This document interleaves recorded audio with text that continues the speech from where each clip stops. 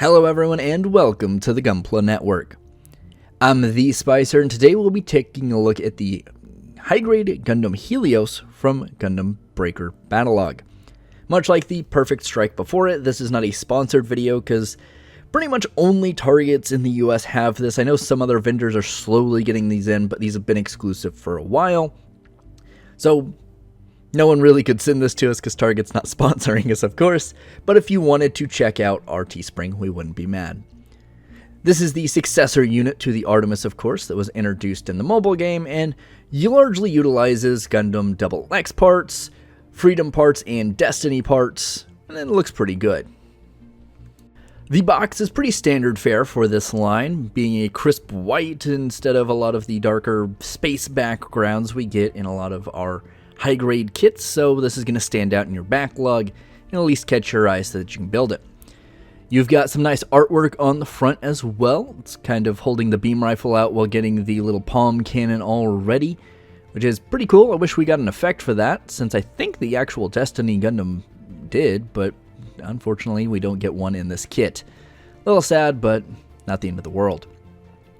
The box itself is really nice on the front. You have all the logos and such you'd expect, so no worries there. The side of the box, you do have a nice representation of the front and the back of the suit, and after building it, I have to say it's pretty spot on. There's not a lot of color correcting stickers here or there, really minor ones that really, if you didn't want to use them, you really probably wouldn't notice. You also have all the splayed out version with all the cannons and stuff facing forward. You have the beam saber, the beam shield, and the signature pose from the front of the box. All of these look really good, and this is turning out to be a pretty dynamic looking mobile suit. We'll see if it holds up in posing. The other side is mostly just about Gundam Breaker Battlogue, so if you're curious, you can check that out. You can find it on their YouTube channel, or you can just play the mobile game and I guess get some of those parts. In terms of the runners, we don't get really a whole host of a lot that's unique to this kit. However, there are some unique parts. You will have a lot of leftover Destiny, Freedom, and a few XX parts, but not really enough to do anything meaningful with. So if you are customizing, you've got a little bit of extra stuff here and there that you can mess with if you decide to. A lot of variety in terms of some of the coloration and the types of plates here, but generally speaking, everything you know is going to go on this kit you can pretty much see right off of the runner. Not too many surprises here or there, and most of the unique parts are in the backpack and the shoulders. The sticker sheet is mostly just effect stickers, which largely work pretty well. However, it's something that they may peel up after a long time, but they generally are on flat surfaces and don't have to go over too many spots, so not too bad. The manual looks pretty solid. It's a standard manual, a lot of the same stuff we saw on the side of the box, just a little bit bigger. And once we've got it all built up, I have to say I'm pleasantly surprised. I wasn't really too concerned about it, but after building the high-grade Perfect Strike Freedom, I was a little concerned on how some of these gimmicks and functions were going to work, and some of the color separation had me worried. But after seeing the sticker sheet and seeing where those stickers go, you honestly can't tell. I did leave some of the little yellow stickers off, like the kneecaps and stuff. I just really don't think they're all that necessary. They do add a splash of color, but not something I really care about all that much. The coloration's nice. The plastic color separation is good. The clear green plastics are a little underwhelming in certain areas, but as we'll see in a moment, the chest and the shoulders really do pop if you put some kind of reflective paint or stickering behind them. Now, as a whole cohesive unit, the upside-down backpack wings, I think, look really good. The slightly lighter blue color looks really nice. It's kind of a Unit 3 Gundam X kind of vibe, and I'm really digging that. I think that looks really good. But as we take a look at the top half of the body here, you'll get to see a little bit more of what I was talking about in the shoulders and the torso. One thing I do kind of concern myself with a little bit is the big jewel in the torso doesn't have anything behind it. There's some plastic back there that you can very clearly see is in a weird T-shape. So there's going to be some weird blank space in there, even if you do put some silver marker, which is what I did. I didn't put the chrome marker because mine has run out, I guess, or is broken. I had to use kind of a more standard silver paint marker, but it works just fine. Did the same thing on the shoulders, and it is very, very good looking comparative to what some of the other effect parts look like. But outside of that, all the details nice. You have some decent panel lining opportunities on the wings, on the chest, a little bit on the head, not too much. And I have to say the Destiny head is still looking really good here.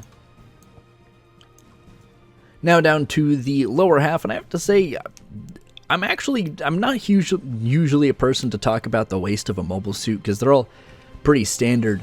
But the color separation on the front with the 2 jewels on either side skirt and the blue cutout on the kind of front jewel part, really cool looking. I don't know why that's something that just caught my eye, but I just really like how that looks. Same thing on the side skirts, that blue strip of plastic running down, while being pretty standard for Gundam X design, is still very nice looking. Down to the legs, there are some new panel lining opportunities which look really good as well, mostly down on the calves, but if you do like panel lining, you're going to have quite a bit to do down here, and it does add a little bit of personality and helps break up a lot of the big white pieces down towards the bottom of the legs. Now when you start posing, you're going to notice that there are a few finicky pieces, and they mostly come in the torso. It's not really a hand grenade, it's just there's so much weight on the backpack, and while it is well balanced towards the center of gravity of the mobile suit, it is still going to pop off, especially when you're moving around the top half or the wings or trying to transform it for its big gun mode. It is going to be a little wobbly, but generally speaking, just pop the top half on, move the legs where you want them, move the top half, pop it back on, no big deal. But as we see here, you have a pretty interesting beam shield. It's kind of reminiscent of the Eclipse Gundam, with kind of being pointier, more like a weapon. You have a nice beam saber there that is from the Double X, and then you have the Destiny's little palm cannon thing that never really got used as a cannon in Gundam Seed Destiny, and more of a weird, like, electric barrier type situation, but it is cool looking, and you can still pull off some pretty decent dynamic poses. While you do get some pretty decent balance for some static poses, if you pop it up on a stand, you're going to get a lot out of it. Now if you decide to pop both beam sabers off, because they do look really cool and really nice, you can absolutely do some good poses without the backpack getting in the way. The legs move fairly well, and like I said, the torso can be a bit of a problem, but for something like this, where you're not really moving the wings of the cannons, it's not too big of a deal. The arms move around sufficiently to provide you enough articulation that any of these more dynamic slashing poses are absolutely possible. Now, something I will say here is that this is the kind of the reverse of the blue frame situation for me, where it has enough handheld weapons, but those weapons stop you from using kind of the whole gimmick of the mobile suit itself. The blue frame, the master grade at least, was a nice middle ground, but the high grade didn't really give you the option.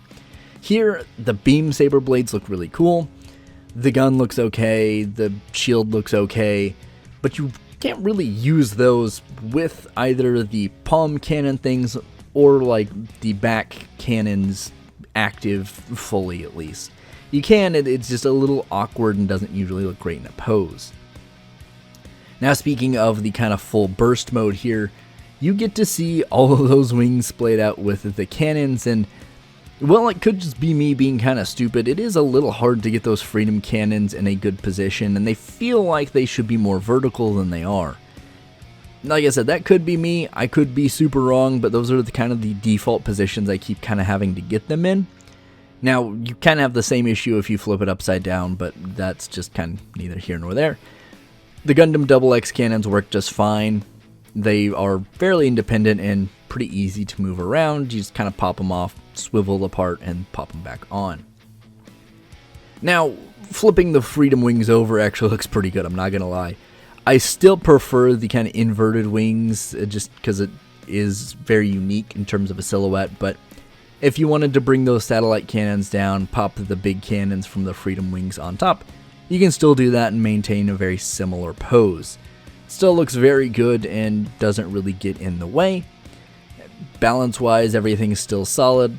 Once again, you're probably going to have to do this on a stand, but you can probably get it on at least a decent surface. No like glass cabinets are probably going to work very well for the feet here, but if you do have glass cabinets like Detolf's, you're probably going to want it on a standard textured surface. Now, talking about the silhouette of this kit, it is really unique, and it does stand out quite a bit. As you can kind of see as I've panned around my collection here, it stands out. Now, of course, I didn't really hide it in the back, and its coloration is very contrasted to that of like the Justices, but it is still a very unique silhouette that is largely going to catch your eye wherever you're looking. Overall, I have to say this is pretty solid. I don't know where I'm going to put this in my collection, to be 100% honest, as I don't really have like a build fighter section, but I'll probably put it in with the Destiny kits because it looks like it would fit there anyway, with most of the, well, at least some of the parts coming from the Destiny era. As a little side note, since we don't have the Artemis Gundam, I've got the Gundam Infinity Artemis Gundam, and it is a kid's toy, so there's no comparing them, honestly, but hopefully one day we'll see it, because all the parts I'm pretty sure exist for the Artemis, save maybe a couple, and those wouldn't probably be that hard to mold, and if the Helios does well, maybe we'll get to see them. But, honestly, I'm very pleased with these Battlogue kits so far. It's only been 2 of them, and while I wasn't entirely blown away by the high-grade Perfect Strike Freedom, I have to say the Helios is actually really nice. This is not my favorite kit in the world, just design-wise, but I have to say I do prefer this out of the 2 I've built, and design-wise, I don't think any of the other ones are going to blow me away.